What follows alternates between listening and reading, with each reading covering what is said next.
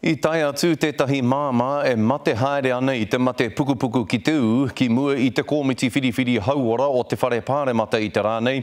Hei tā Wiki Mulholland me whai o rongo wā ia e roa ke ai tāna noho ki tēnei ao. Engari ko te utu, ko te whitu mano tāra ia marama.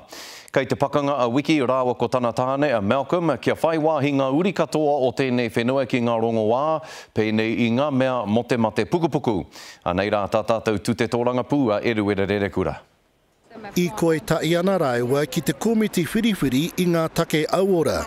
E ara tēnei I te I koe Ngāwari Noa. I'm really proud of all the work that the Stage 4 breast cancer ladies have done to get us to this point. We've had petitions and then of course we had our march to Parliament and now we've got this opportunity to present to the Health Committee. Kua tino hoha rāua ki te tari toa toa pūtea a Pharmac. Pharmac have been getting away with basically not meeting the needs of New Zealanders when it comes to the funding of modern medicines.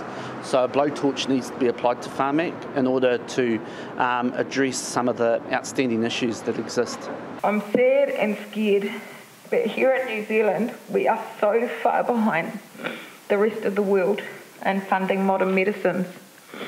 Women diagnosed with advanced breast cancer in New Zealand have a life expectancy of 16 months.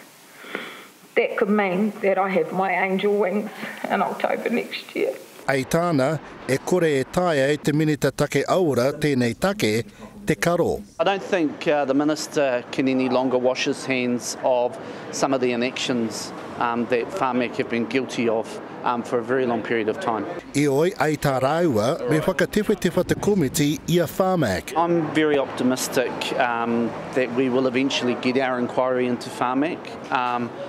All indications from the Health Select Committee is that they're moving in that direction, and I'm really buoyed by that. I need to know that if Ibrance is approved, it's not just limited to first-line treatment, but to all people who need it at any stage of their treatment plan. Kei ngā ringaringa o te komiti whiriwhiri tēnei take I nāenei. Iruere rere kura te karere.